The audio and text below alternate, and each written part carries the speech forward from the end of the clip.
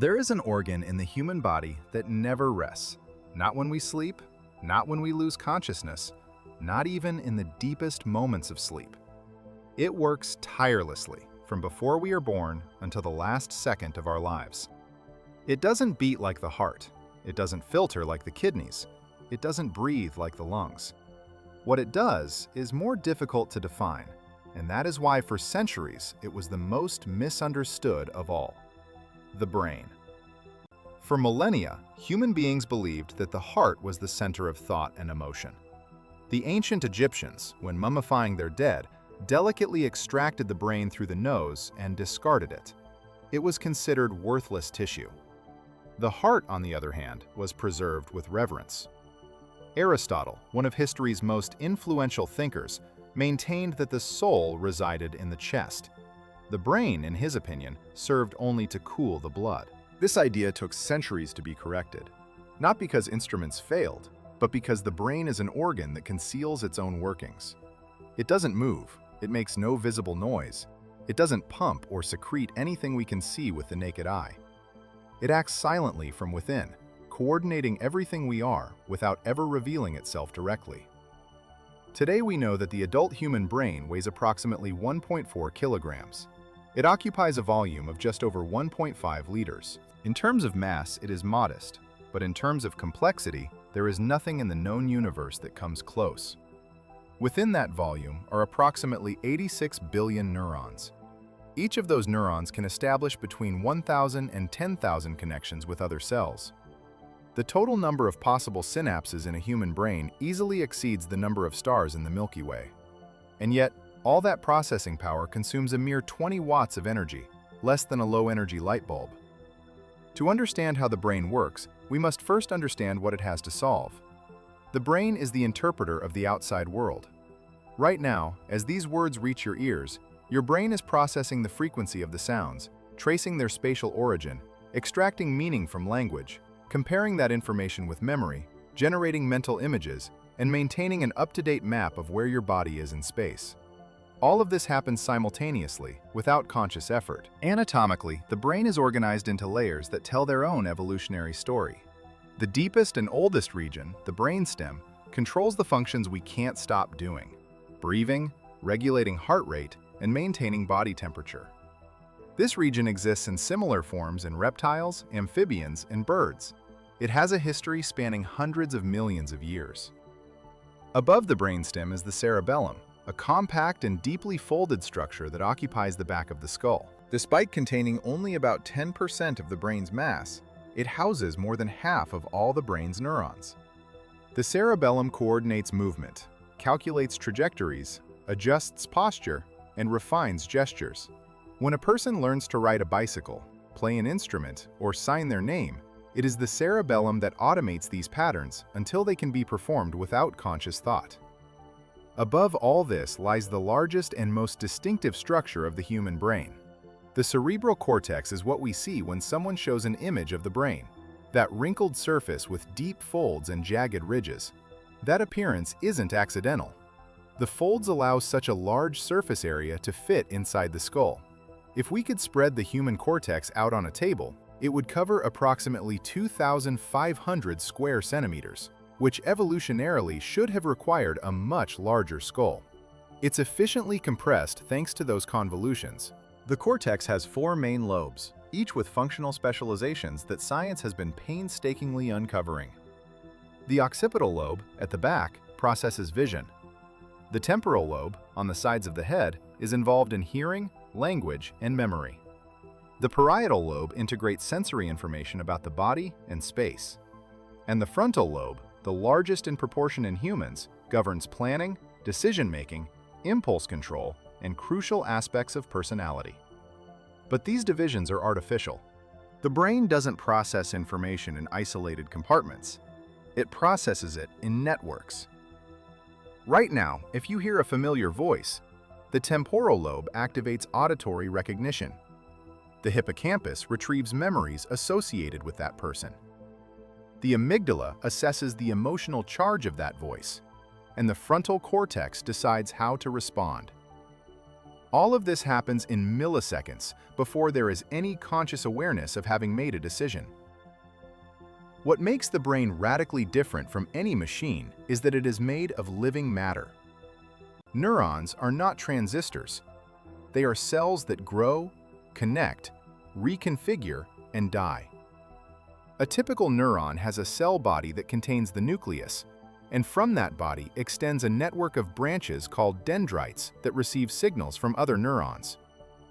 A single extension, the axon, transmits signals outward. Some axons are extremely short, fractions of a millimeter long. Others, like those that run from the spinal cord to the feet, can be more than a meter long. The signal that travels along a neuron is chemical. It is electrical. When a neuron fires, it does so in an all-or-nothing fashion. It either fires completely or it doesn't fire at all. This electrical impulse, called an action potential, travels along the axon at speeds that can exceed 100 meters per second in the most myelinated fibers. Myelin is a fatty sheath that wraps around many axons, acting as an insulator that speeds up the conduction of the impulse, in the same way that a well-insulated wire transmits electricity with less loss. But communication between neurons isn't electrical, it's chemical. When the electrical impulse reaches the end of the axon, it triggers the release of molecules called neurotransmitters. These molecules cross a microscopic gap, the synapse, and bind to specific receptors on the neighboring neuron. Depending on the neurotransmitter and the receptor, the effect can be excitatory, encouraging the next neuron to fire, or inhibitory, holding it back. Dopamine, serotonin, glutamate, GABA. Each of these chemical messengers modulates the tone of neural networks in ways we still don't fully understand. And here's something that seems paradoxical. The brain isn't fixedly wired. For decades, it was believed that the structure of the adult brain was relatively stable, that the connections established in childhood were permanent, and that the mature brain could only lose neurons over time. This idea was one of the great misconceptions of 20th century neuroscience. Today, we know that the brain is plastic, not in the sense of a flexible material, but in the sense that it can physically reorganize itself in response to experience. When we learn something new, the synapses involved are strengthened. When we stop using a pattern, those connections weaken. The brain is literally sculpted by what we do, what we think, what we experience. Professional musicians have physically more developed motor and auditory regions than non-musicians. People who spend years driving taxis in complex cities, as has been studied in London drivers, show measurable changes in the hippocampus, the region involved in spatial navigation. This phenomenon, known as neuroplasticity, was a conceptual revolution. It revealed that the brain is not a fixed structure, given to us at birth and destined only to decay. It is an organ that continually adapts to the world it inhabits. The hippocampus, that small seahorse-shaped structure buried deep within the temporal lobe, deserves special mention.